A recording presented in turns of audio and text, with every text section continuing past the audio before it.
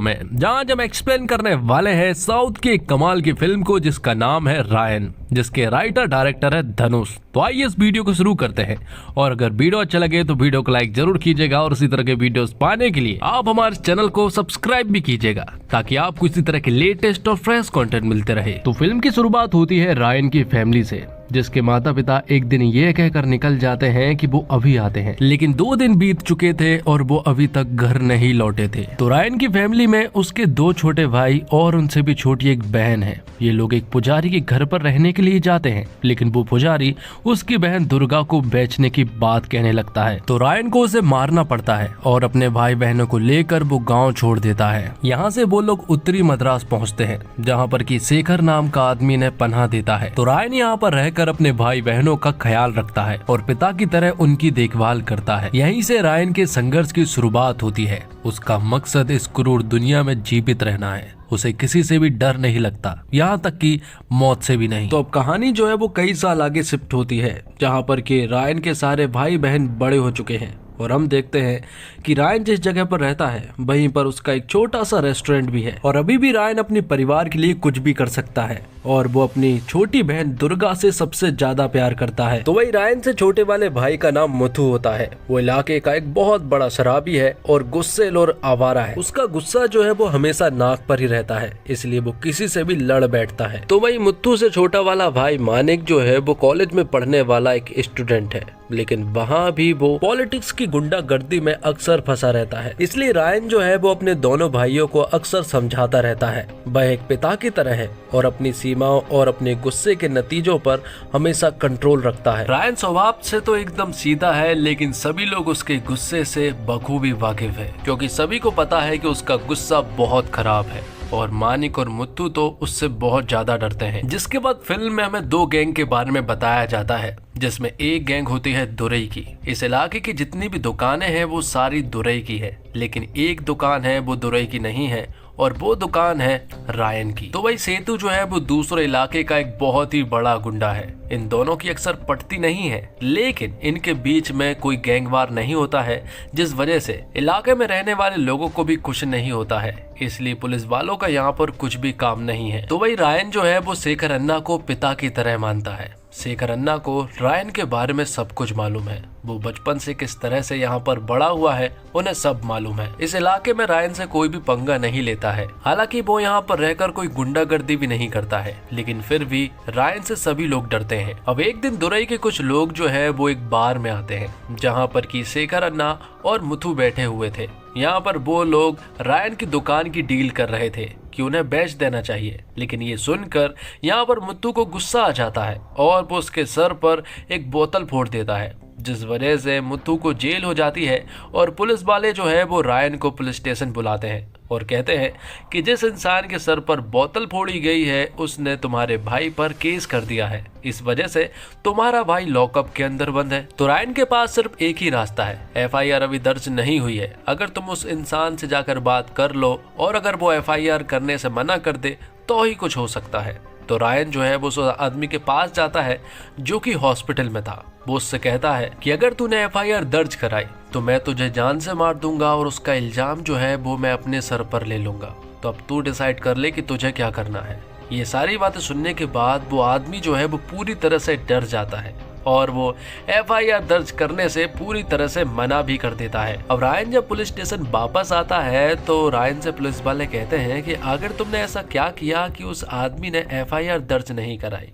तो रायन कहता है कि मैं उसके सामने गिड़गिड़ाया। अब आगे मालूम चलता है कि जिस आदमी के सर पर बोतल फोड़ी गई है वो दरअसल में दुरई का आदमी है, जिस वजह से दुरई जो है वो रायन को अपने पास बुलाता है और वो रायन को समझाता है कि वो अपने भाइयों पर थोड़ा कंट्रोल रखे। उनके हाथ पैर बहुत ज्यादा चलने लगे हैं, अगर ऐसा ही रहा तो कुछ भी बड़ा हो सकता है। और देखा जाए तो गलती मुथु की ही थी, इसलिए रायन मुथु को समझाता है। अब आगे हम एक पुलिस इंस्पेक्टर को देखते हैं जिसका हाल ही में यहाँ पर ट्रांसफर हुआ है और उसे सेतु और दुरई के जंग के बारे में बहुत अच्छे से मालूम है। उसे ये भी मालूम है कि अक्सर उनके बीच में गैंगवार नहीं होता है, इसलिए यहाँ पर पुलिस वालों का कोई भी काम नहीं है। लेकिन अगर सेतु और दुरई के बीच में दरार डाल दी जाए और अगर 1-2 गैंगवार हो जाए तो वो दोनों एक दूसरे को ही खत्म कर डालेंगे और उनकी गैंग का सर्वनाश हो जाए। तो आगे हम देखते हैं कि मुथु से एक लड़की प्यार करती है और वो उससे शादी भी करना चाहती है, लेकिन मुथु का ऐसा कोई भी इरादा नहीं है। हालांकि वो भी उस लड़की को चाहता है,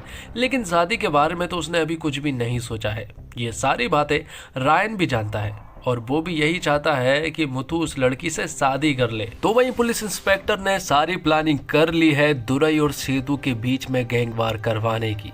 अगर गैंगवार होती है तभी ये इलाका पूरी तरह से सुरक्षित रह पाएगा। और यहाँ दूसरे इलाके के डॉन सेतु की 2 बीवियां हैं और वो अपनी दोनों बीवियों से ही बहुत ज्यादा प्यार करता है।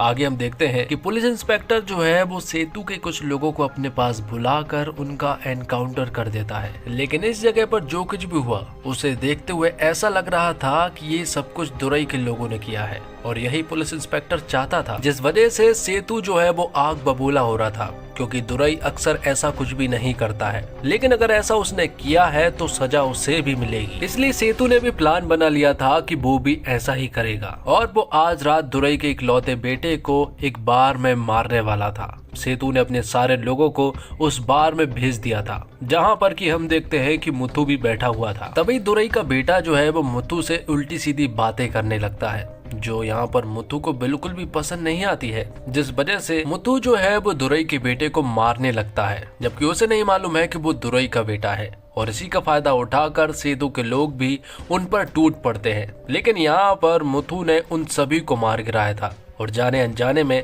यहाँ पर मुथु ने दुरई के बेटे को भी मार दिया था। अब मुथु पूरी तरह से इंजर्ड होकर अपने घर पहुँचता है और घर पहुँचते ही रायन के पास दुरई का कॉल आता है और वो उसे बताते हैं कि उसके भाई ने उसके बेटे को मार दिया है। तो वो रायन को मुथु को अपने हवाले करने के लिए कहता है। अगर वो ऐसा नहीं करता है तो वो उसकी पूरी की पूरी फैमिली को मार देगा। लेकिन ये सुनने के बाद तो रायन को गुस्सा आ जाता है और वो उसी रात दुरई के यहाँ पर पहुंचता है और वो यहाँ पर दुरई के लोगों को बेरहमी से मारना शुरू कर देता है। यहाँ पर रायन के साथ उसके भाई मुथु और मानिक भी आए हुए थे और वो यहाँ पर मिलकर दुरई के सारे लोगों का सर्वनाश कर देता है। यहाँ तक कि रायन ने यहाँ पर दुरई को भी मार डाला था। लेकिन ये सारे मर्डर जो है वो रायन और उसके भाइयों ने रातों रात किए थे, इसलिए सुबह होते ही इसके बारे में किसी को भी कुछ नहीं मालूम था।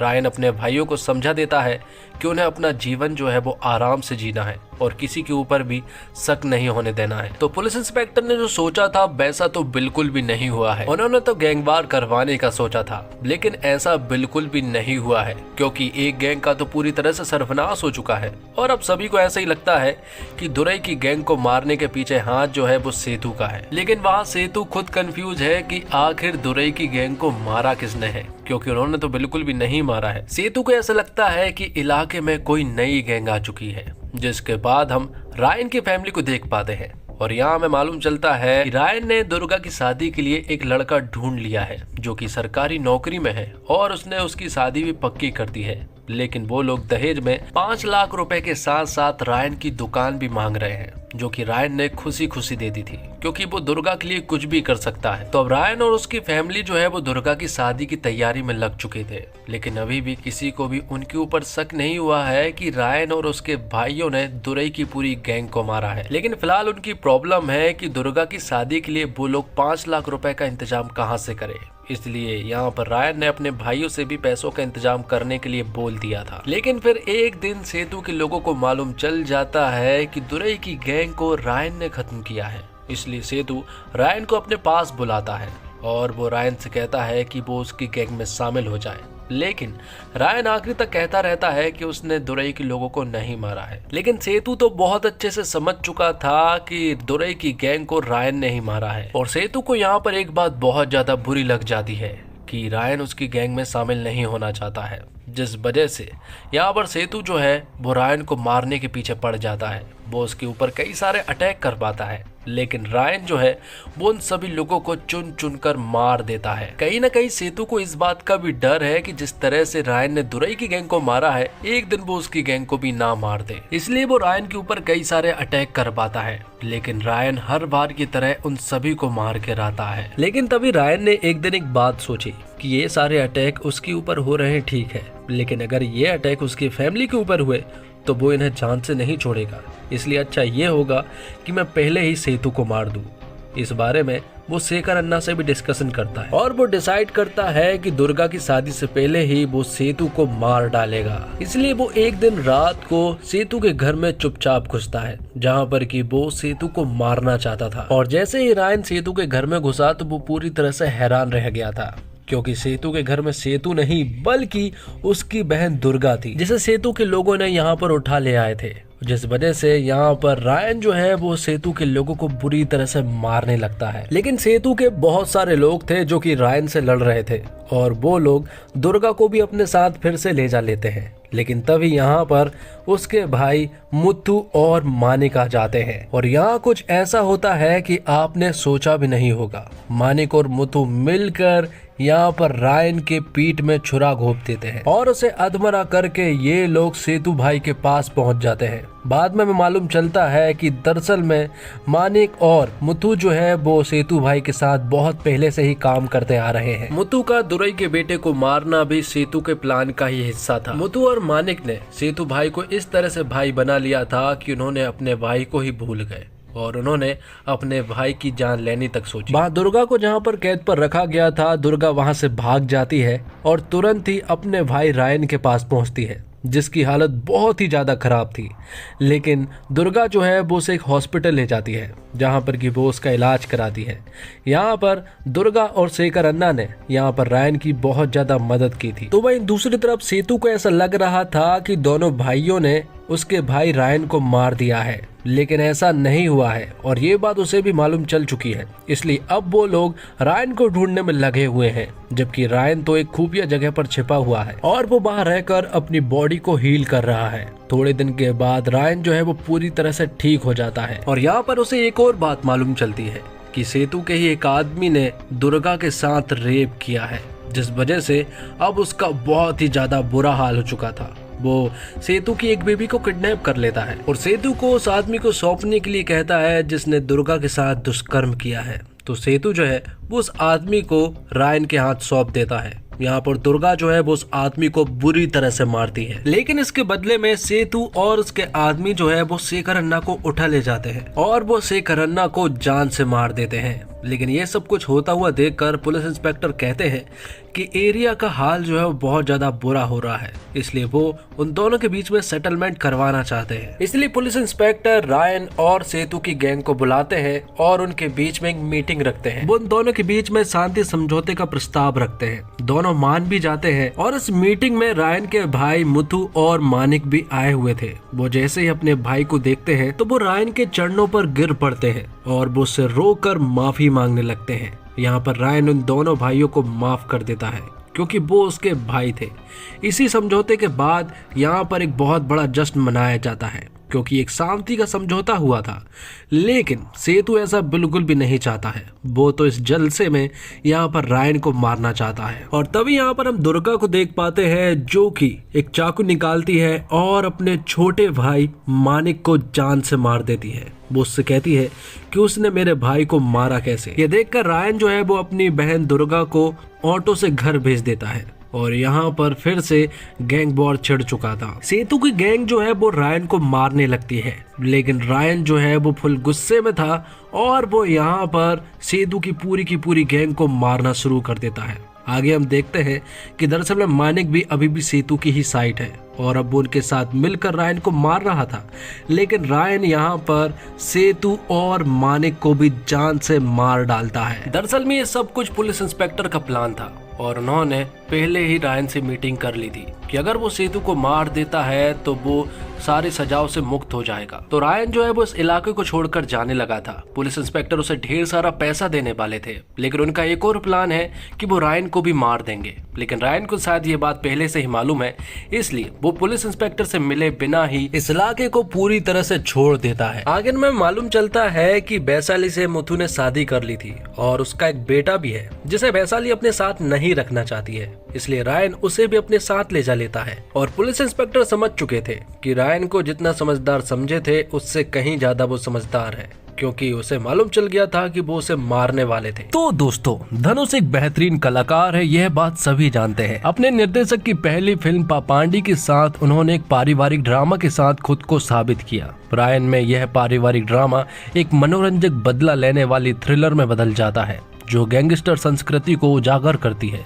बेहतरीन मारन की असुरन की तरह हम जानते हैं कि रायन एक खतरनाक आदमी है, लेकिन वह अपने गुस्से को खुद पर हावी नहीं होने देता या अपने अंदर के जानवर को वो बाहर नहीं आने देता। उसके लिए एक शांतिपूर्ण जीवन जीना सर्वोपरि है और वह इसे हासिल करने के लिए किसी भी हद तक जाने को तैयार है। रायन दो अलग अलग हिस्सों का एक और मामला है, जहां पहला भाग रायन और उसके भाई बहनों को स्थापित करने के बारे में है, वही दूसरा भाग बदला और सिर्फ बदला लेने के बारे में है। पहले भाग में गैंगस्टर सेतु दुरई और पुलिस अधिकारी का भी परिचय दिया गया है और उनके पारस्परिक संबंधों ने कहानी को कैसे प्रभावित किया है। धनुष की 50वीं फिल्म एक साधारण बदला लेने की कहानी है। इंटरवल ब्लॉक में उन्होंने निर्देशक कौशल की झलक दिखाई देती है। हालांकि एक लेखक के रूप में रायन में भावनात्मक गहराई की कमी है और दूसरे भाग में कई अनसुलझे सवाल है जिन्हें सतही तौर पर निपटाया गया है। उदाहरण के लिए, आपको कभी भी इस बात का ठोस स्पष्टीकरण नहीं मिलता है कि दूसरे भाग में मानिक ने इतना बड़ा फैसला क्यों लिया। यहीं पर फिल्म एक परफेक्ट रिवेंज थ्रिलर बनने में चूक जाती है।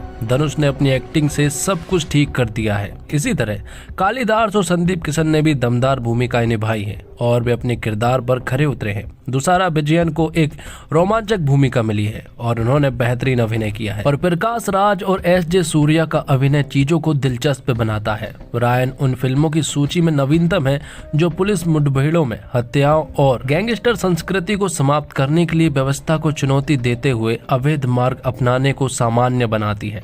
दोस्तों, इसी के साथ ये एक्सप्लेनेशन वीडियो यहीं पर खत्म होता है। उम्मीद करता हूँ आपको ये वीडियो पसंद आई होगी। वीडियो अगर अच्छा लगा हो तो वीडियो को लाइक जरूर कीजिएगा। इसी तरह के वीडियोस पाने के लिए आप हमारे चैनल को सब्सक्राइब भी कीजिएगा, ताकि आपको इसी तरह के लेटेस्ट और फ्रेश कंटेंट मिलते रहे। मिलते हैं एक और कमाल की वीडियो के साथ, तब तक के लिए आप हमारे चैनल के बने रहिएगा और आप इस फिल्म को कितना स्टार देना चाहेंगे जरूर बताइएगा। मिलते हैं एक और वीडियो के साथ, तब तक के लिए धन्यवाद। जय हिंद, जय भारत, जय श्री राम।